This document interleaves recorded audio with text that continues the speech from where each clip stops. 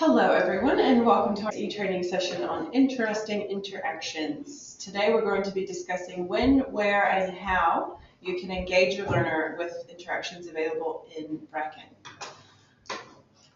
So starting off, this session will include what questions to ask and when, a brief overview of the interactions available in Bracken, the basics of interaction creation, creative ways to make your content engaging, common pitfalls, the drag and drop disaster, and questions, comments, and concerns if you have any at the end of the session. So let's start off with what to ask and when. So we've talked about content and how it's important to have everything written out the way that you need it written out. Make sure that it's up to date, it's current, and that it's complete. But your content's flawless. Your course layout is fantastic, but something's not quite right. You need engaging interaction. So what questions do you ask though? You have to think about what kind of content you're actually working with. What are you trying to achieve? What are you trying to teach people? Those are where your questions are hiding. If you are lucky enough to work with something that's got a qualification document, look at what your qualifications are. Look at what your learner has to achieve at the end of that session and make sure that all of your interactions are pointing them to that important information. So when do you put the interactions in? There are a couple of different ways to approach something like this. It depends on how you want your courses to work. Some people like to have a big quiz at the end of a module, and that works well. You have to keep in mind that if you do that, you run the risk of having users that figure out your system, and they'll just hit next until they get to all the questions, and then they just look for the answers, and then they're done, and they haven't engaged with the material at all. It's an option, but it's important to understand that that's a possible pitfall for that. A lot of other people will intersperse quizzes throughout the material. So you have a couple of slides and then a little quiz and then a couple of slides and then a little quiz. But the best way to do it from an engagement standpoint is to ask them as you move through. So if you have a list of 10 questions and you've got 20 slides, pepper them throughout. Have one or two at the beginning, have three in the middle, have one on a slide, and kind of work your way through, mix up the types, ask your users to engage in different ways, not just read the question, select the answer, mix it up a bit. And so these are all the basic interactions that are available. And I say that they're the basic ones because they all have the same kind of authoring menu. But what happens is you've got a gap text interaction. So this is where you have to fill in the gap. And spelling does count on this. So if you're working with learners or users who may have learning deficiencies, you need to account for different spelling errors if you want to use this type of question. So for this one, let's say, what color is the sky? The sky is blue. I am a drop-down menu interaction. So this is a pretty self-explanatory option. You just pick the correct answer. And this is a radio interaction. And this allows you to just select one or the other. You can only pick one at a time. And it also will highlight the fact that you can customize feedback for individual answers as well. And that is an option that works for all of these questions. I'll show you what that looks like in a second. So the checkbox interactions, you can have more than one correct answer. And when you click mark, when you are looking at the feedback options, that if the user hovers over the answer, the little check mark button, they get the feedback that you've listed. So for this one, we've customized it to say, hooray, you got it right. So moving on, where do you fit these interactions in? You have a decent amount of content on a page and you've got a photo that you want to stick in the corner, but how do you know what kind of interaction to use? Is it going to fit? Do I have enough room? This is kind of a trial and error kind of scenario, but I do have a simple rule for you. I want you to think about the imaginary box of success. Everything that's inside the box of success is a good thing. If anything goes outside the box of success, you have too much stuff on your page and you need to either condense your content or pick a different interaction or split up your content so that it covers 2 slides. So when? As we discussed before, the easy option is a bank of interactions at the end of a module. If that's your style, we can just ignore us for about 10 minutes until we get to the design part. But if you're not an easy way out kind of person, you are right where you need to be. So where to place the interactions is an easy question to answer. So easy, in fact, that I can all but guarantee that you'll get this question right first try. Where should interactions be placed? Before the student knows how to answer the question, after you have taught the student about the information needed to answer the question, or wherever they fit on the page, it doesn't matter what information you've covered. What do you guys think? My live audience? That's a tough one. I don't know, it's hard. Thoughts, questions? What was the question again? So where should interactions be placed?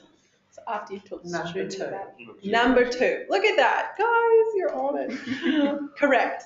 You have to teach the student what you want them to answer. Like, you can't just ask them all the questions at the beginning of a physics module and then get to the information afterwards. It won't make any sense. They'll get it wrong every time. So, unless they're good at guessing. But that's something that you have to keep in mind. When you're placing them, you have to make sure that you've covered the information first. And I can't tell you how many times that doesn't happen, but look through it and actually read it after you've made it. And look at the question and say, have I actually gone over this in enough detail? You can have people who aren't familiar with your material at all go through it. That's a really good option. It's hard if you've got a lot of material, but it's handy if you've got some proofreaders who can look through it and say, oh, actually, I don't know what you're talking about there. I run into issues with that if I'm working with content design and I've read it over and over and over in my head and I'm like, oh, surely they'll get it. But if you have someone that goes through it blind, they really don't quite understand what's going on. So that's important. Make sure that you've covered the information before you actually ask the question. So example 1, here's our before. We've got an image of a gentleman who is starting to make a scarf cut on a tree. Learned about scarf cuts. So a scarf cut is where you have to make a top cut at an angle and then a bottom cut. And that's the first cut that you make before you actually chop a tree down. So what we're telling your student here is how much of an angle the top cut's made on and how far into the tree you cut. So those are all pretty important things regarding that first bit. So do you think there's enough room here to add a question in? Sure. Yes, correct. And what kind of a question could we ask? Would it be something about the information that's on this slide? Yes. Yes, very good. So your question is, if you're felling a tree that is 100 centimeters thick, how far should the top cut reach? So if you're reading this question, you have to go back and look at the information that you've gone through content-wise, and you have to think about it and say, okay, this tree is this big. If they're saying 20 to 30%, what should it be? 20. So that's one option. If you've got a slide and you've got enough space, chuck a question in that makes them refer back to the information you've gone over. So reviewing information from previous slides is also an option.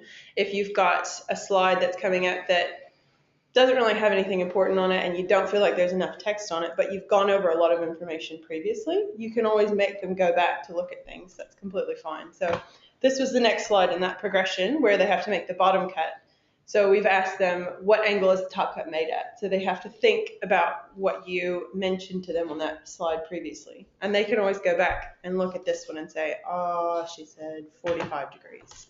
So we'll come here and say 45. So that's an option as well. So inserting the quick quizzes, this is kind of the middle option. Instead of having a big quiz at the end and nothing in the middle, you can have little teeny quizzes throughout. I recommend if you do this, you keep it to one slide. Don't have a little quiz that's got 3 slides in it in the middle of the module. Just keep it short so that they have to interact with it, but then they can move on to more content. So this one, you've only have room for about 2 questions because this drag and drop option takes up quite a bit of space. And a lot of times your drag and drops will take up more space. So keep that in mind when you're designing. If you want to use one of those, don't think you can fit 4 on one page. It also depends on what you're asking and how many answers are provided. But usually I try to put a minimum of 1 and a maximum of 2. Like that's about all you'd want for a little quick quiz. So the boring paragraph. This is where you have a piece of information that you have to go back through and figure out a way to spice it up and make it entertaining. What would happen here is you've got a large piece of information that you want your user to read and engage with, but they don't necessarily have to follow it up with a question immediately. You just want them to read it and actually pay attention to what they're reading. You can create a drag and drop, and I'll show you how to do this, but you can create a drag and drop for certain words where you go and create a word bank at the bottom of the page, and then the reader has to go through and read it and figure out what word would fill in what sentence to finish it out. So I'll show you how to do one of those once we're through this. The analysis feature is offered for video, but it also works on photos. And the photo option is something that's really handy depending on what kind of information you're trying to get across. So if you wanted to do an analysis on a photo, you need to make sure you're including appropriate directions for your user here. So using the analysis tools, do this, this, this, and this. And then when you've finished, do that. You have to give them those little action commands or they get a bit lost. So we want to label the scarf cut, we'll just draw the arrow. So a tree is going to fall that way. And then the user has to take a photo. And then when you save it and you move forward, you give them what's known as a back reference. So the back reference is not working. So I'll show you how to set that up and we'll do it correctly. That's what we'll do. We'll go back. Everyone pause just 1 second. Right. So your back reference option. In the editing area, if you wanted to create a back reference, what you'd need to do is go to the example area that you've created, right? And you have to make a correct option. So you hit the play button for the analysis feature, this little preview thing, and it shows you what it looks like in real life. So let's say we just want them to draw an arrow in this direction. What you then do is hit capture, and this is all in edit mode. When you hit capture, you notice that a little answer icon pops up above here. To get rid of that, if you go into the question editing area, say that that's incorrect, which it's not, but this is just how the system works, the answer then goes away. So from that point, you have to select just the question, and we've talked about how to do this where you have to make sure you've got the lavender box. When you've got your little purple lavender box, that means you've selected the actual question as an item. So if you click copy and then go to the slide that you want your back reference on and click paste, then this funny little technologically looking thing pops up. So you can resize this so that the image fits the screen that you're trying to fit it on. Click save, always click save. And you'll notice that that's the image that we created as an author and saved as the correct version. So that's what you're going to be referring to your users to. So when you're in preview and you see it as a student, what you get is you must create like a little arrow thing. And when the student clicks capture, their image is saved. They say save and then next, and then their image appears directly next to your image. So they can look at that and say, oh, how did I do? I did really well. I was on top of it. I did fantastic. So that's one way to use a photo if you're trying to direct someone how to do something, or if you want them to identify something in a photo. That's a really easy way to do it. And it's pretty straightforward, really, from the most part. So let's go back to that boring paragraph. So let's say we have a little funny paragraph here, and that's one word that we want to move. And then we'll have other word. Exciting. So, long boring paragraph, bunch of gobbledygook. No one wants to read all of that. Pretend it's a lot longer than that. So when you're creating a word bank with drag and drop interactions, the sneaky way to do it is to go directly before the word that you want to remove. You have a drag and drop button that sits along that menu icon area up here. So we have a drag and drop option here, and we want to take this word, and that needs to be the correct answer for that particular box that they're going to have to drag it to. So if you cut that word out and then go into the drag and drop editing area and paste the word as your correct option, get rid of the incorrect option. And this is the important part, and this only counts when you're working with paragraphs, but you need to make sure that you have inline checked and you have target checked. Those are your big must do. So if you click OK, and we'll do the same thing for this other word option. That's really annoying that it does that. Ooh.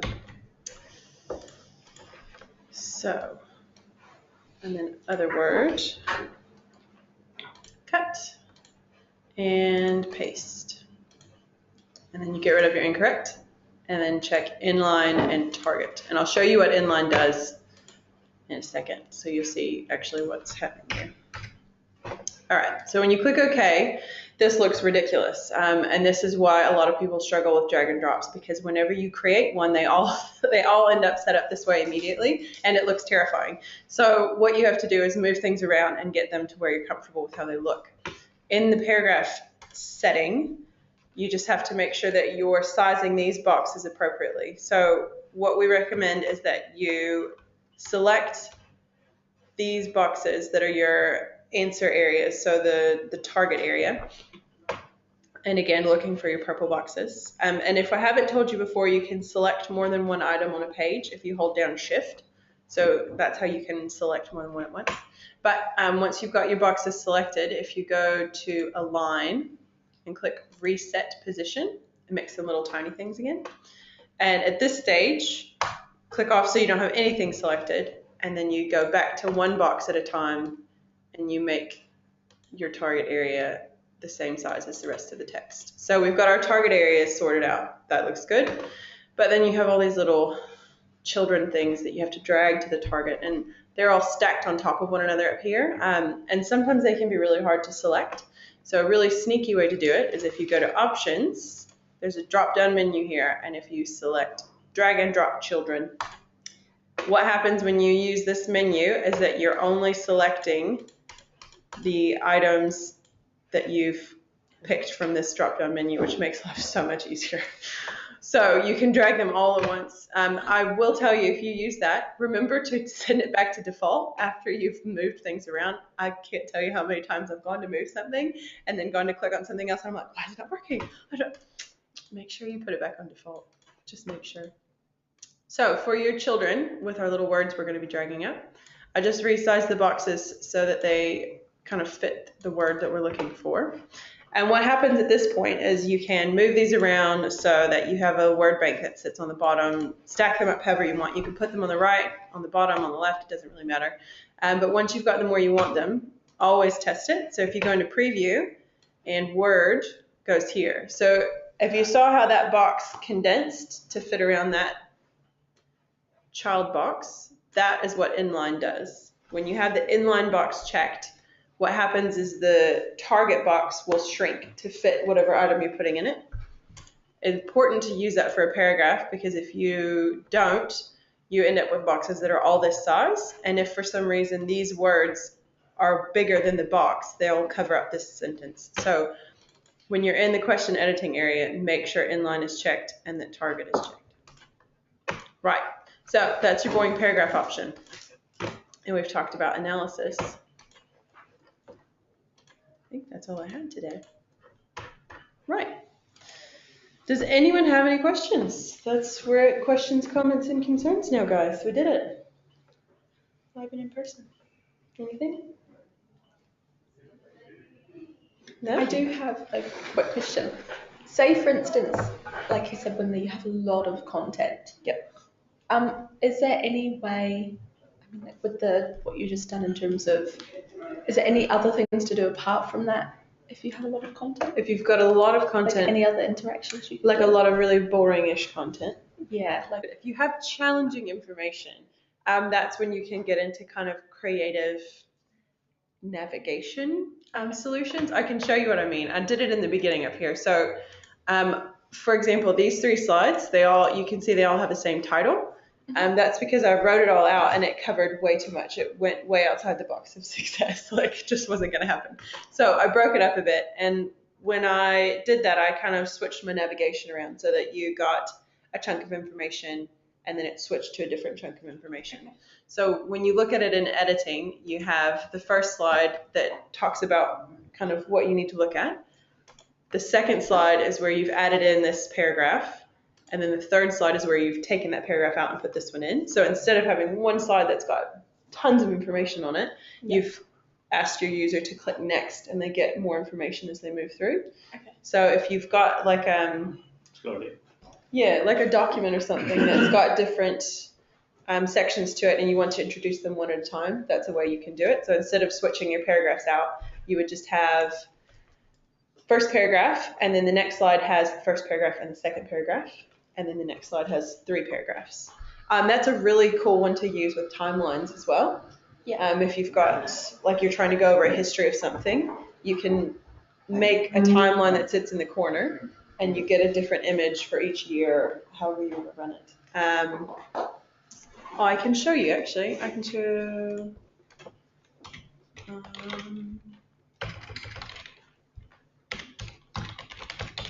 can show you what that looks like. Instead of creating it, it would take longer.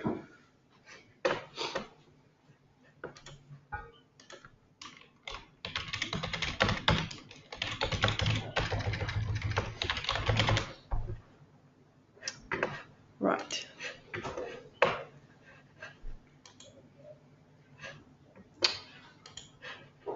So for this particular module, they wanted to discuss the history of how this program was developed.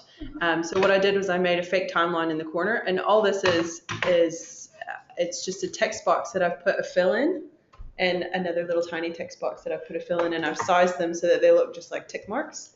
And that's a separate text box that's the date or the year. So this was what happened in 1995. And then as you progress through, it fills in. So you've got a new text box and a new tick and then new paragraph and then the last one. So that's kind of a way to progress them through. Does that make sense? Yeah. Okay. Good question. Have another piece of cake. No. You'll stop getting good questions pretty Positive reinforcement. Anyone else? From an adult learning perspective, is there any particular interaction that is preferable? Like, do adults find drag and drops better than, say, drop-down boxes or? I think it depends on your learner's ability to navigate technology. I think a lot of people get really frustrated with the drag and drop stuff if they're not familiar with it. Yeah. The older people that haven't had a lot of work with internet. So if you're dealing with people who are used to learning from a book, I think they do better with the more basic interactions like pick an option here, pick the two correct options here. That's a bit more straightforward, but I think they get a lot more positive engagement out of it when they do it correctly. So as long as you're setting your interactions up the right way, you can end up with someone who is going through this module for the first time and they're terrified of it because they're not comfortable with computers. But when they've gotten to the end of it and they've realized that they've succeeded all the way through, they actually get a lot of positive kind of benefit from it. So as long as you're designing them in a way that is actually really clear and makes sense, I think it's you could use any of them. I think with that interaction where you're getting them to complete a sentence, Yeah. I think you need to think really hard about what your learning objective is there, Yes. because the actual interaction itself isn't allowing them to be that meaningful with the content. So if it's about them remembering that paragraph, would that interaction help them do that, or would it just show that they're able to put the words in the right place? So, Yeah. You're completely right. Yeah, and it all goes back to your content. If you're working with a third grader and you're trying to get them just to practice reading sentences, it doesn't matter what word you pull out. But with that you want output people might to be, what focus. is the learning objective for this content? Yeah. Definitely. Good question. Oh, thanks. Anyone else? Righto. Well, as with the other sessions we've done, this will be recorded and put up on the lovely internet for people to watch whenever they please. If you do run into any questions after you've watched this, or for the people who are here, just get in contact with whoever your Bracken representative is, and we will get you sorted out. So thanks so much for coming, and Thank you. thanks for